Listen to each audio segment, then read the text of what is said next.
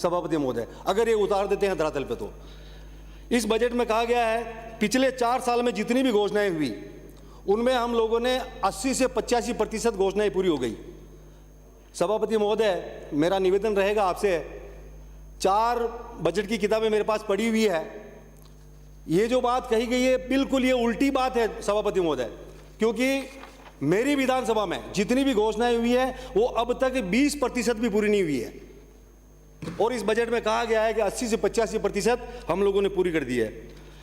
पिछली घोषणाओं में आपने पंचायत हेडक्वार्टर पे स्टेडियम की घोषणा करी थी। मेरी विधानसभा में एक भी स्टेडियम किसी भी ग्राम पंचायत में नहीं बना है। आपने उसमें घोषणा करी थी प्रत्येक पंचायत में नंदीशाला खोलने की। मेरी विधानसभा में एक भी नंदीशाला नहीं खुली है। आपने घोषणा करी थी उस समय प्रत्येक ग्राम पंचायत में विकास पथ बनाने की।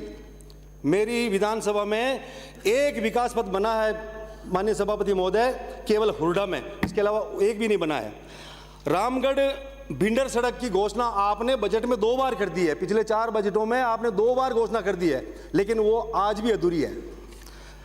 आपने इस बजट में कहा है कि हम ये बजट युवाओं को समर्पित करते हैं। युवाओं को इस बजट में कुछ भी नहीं दिया गया है, भर्ती एक भी नहीं निकाली गई है।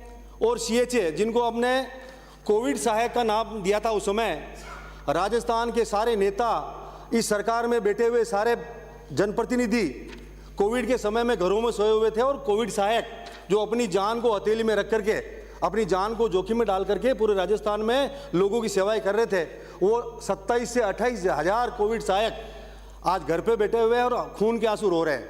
उनकी कोई सुनने वाला नहीं है। आपने सभापति महोदय लंपी में माननीय मुख्यमंत्री जी ने घोषणा करी है, लंपी में जो गौवंश की मृत्यु हुई है हम उसमें 40 हज़ार रुपये प्रत्येक गौवंश के देंगे। सभापति महोदय, मैं आपके माध्यम से निवेदन करना चाहता हूं मुख्यमंत्री जी से कि आपने न तो इसकी कोई गाइडलाइन बनाई है, आप इसका रिकॉर्ड कहां से लेके आएंगे? ये केवल एक जुमला है। और मैं आपको निवेदन कर रहा हूं, आपके अधिकारी कितने ईमानदारी से काम कर रहे हैं ये आप भी जानते हैं। मैं ईमानदारी से कह रहा हूं, राजस्थान के लोग जिनके गौवंश मरे हैं वो इस बजट के बाद दर दर भटकते फिरेंगे। और आपके अधिकारी और आपके जो जितने भी कर्मचारी हैं, सब विभाग वाले, वो इनको आंकड़ों के जाल में फंसा देंगे और इनको रिकॉर्ड मांगेंगे। किसी के पास रिकॉर्ड नहीं है। ये भी आपकी जो घोषणा जो है मैं इसको थोथी मानता हूं।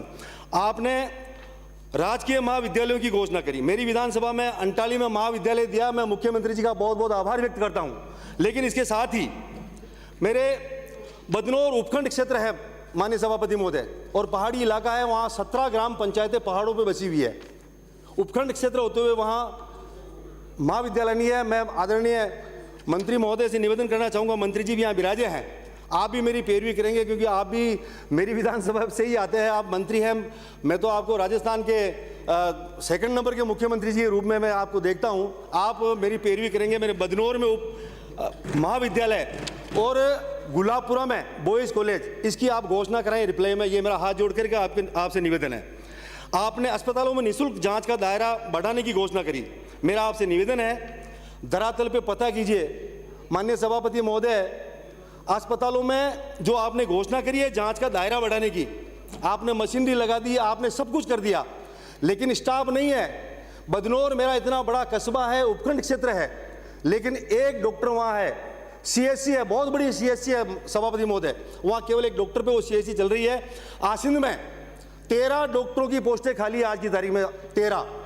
पूरा स्टाफ नहीं है, डॉक्टर नहीं है, जांच करने वाले कोई नहीं। आप ये जांच का दायरा बढ़ा करके आप क्या कर लेंगे, मेरे समझ में नहीं आ रहा है। आपने पैरा नंबर 58 में लिखा, माननीय सदस्यों द्वारा अपने अपने क्षेत्र की आवश्यकता के अनुसार मुझे अवगत कराया, इनकी मांगों को देखते हुए चिकित्सा सुविधाएं का विस्तार। मैंने कंवलियास में CSC की मांग करी थी, मैं 4 साल से मांग करता आ रहा हूं माननीय सभापति महोदय।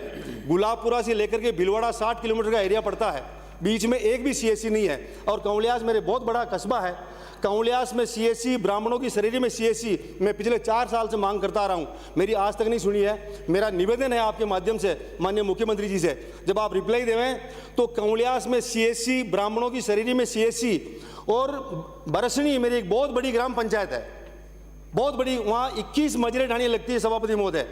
उसमें पीएससी की घोषणा करें। और एक बादसी ग्राम पंचायत है सभापति महोदय, जो अरावली की पहाड़ियों पे बसा हुआ ग्राम पंचायत है, वहाँ 40 गांव है उस पहाड़ के ऊपर। रतनपुरा अलग ग्राम पंचायत है और बासी अलग ग्राम पंचायत है, दोनों पंचायतों के 40 गांव वहाँ ऊपर बसे हुए हैं। वहाँ एक पीएससी की मांग मैं 4 साल से करता आ रहा हूँ। मेरा निवेदन है बरसनी में, बासी में और कटार में तीनों जगह पीएससी की घोषणा करें। मरेवड़ा, आपलियास, इन दोनों जगह मैंने 4 साल से मांग करी है, वहाँ सब सेंटर नहीं है, सब सेंटर खोलने की घोषणा करें। सभापति महोदय, आपने 85 में ही कोविड में अनाथ हुए बच्चों को नौकरी देने का एक झुंझुना लोगों को दिखाया है। मैं इसको झुंझुना मानता हूँ। मेरा निवेदन है आपके माध्यम से, कोविड में जो बच्चे अनाथ हुए उनकी आपने गाइडलाइन तय नहीं करी, आपने केवल घोषणा कर दी कि जो कोविड के समय में जो बीमारी से अनाथ हुए बच्चों को हम नौकरी देंगे। अब किसी के घर में 4 बहन भैया वो अनाथ हो गए, आप किन किन को नौकरी देंगे? गाँव में जो लोग पढ़ नहीं पाते हैं, शिक्षा ग्रहण नहीं कर पाते हैं, आपने ये तय नहीं किया कि जो अनपढ़ बच्चे जो अनाथ हुए हैं उनकी गाइडलाइन क्या होगी, ये आपने तय नहीं किया। और मैं बता रहा हूँ, मेरा निवेदन है, आप बोल रहे हैं लेकिन आपके अधिकारी लोग धरातल पे काम नहीं करते हैं। मेरा निवेदन है, आप पता कर लेना, वो इनको उलझाएंगे आंकड़ों में, आंकड़ों के जाल में उलझा के रख देंगे। वो पहले ही अनाथ है और उनकी भावनाओं से खेला जाएगा। मैं आपसे निवेदन कर रहा हूँ।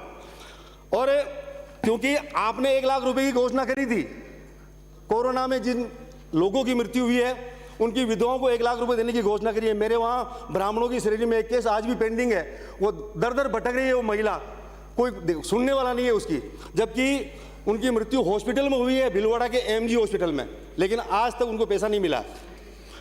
आपने 87 में औद्योगिक को बढ़ावा देने की बात कही, तो मैंने 4 साल में 2 मिनट में समाप्त करें। मोड़का निम्बाड़ा में सिरेमिक जोन की मैंने मांग करता आया हूं सभापति महोदय, आपने उसको नहीं लिया। और मेरा निवेदन रहेगा सभापति महोदय, आपने 93 में सड़कों का कार्य दिया है। मेरे यहाँ आसिन से दौलतगढ़ 9 किलोमीटर तथा आसिन से रायड़ा सड़क, इसके अलावा 65 सड़कें और भी है जो मैंने दे रखी है, उनकी आज तक मेरी सुनवाई नहीं हुई है। आसिन से दौलतगढ़ रामगढ़ भिंडर का ही एक टुकड़ा है स्टेट हाईवे का, वो इसी बजट में जब सीएम साहब रिप्लाई देवें उस समय इसकी आप घोषणा कराएं।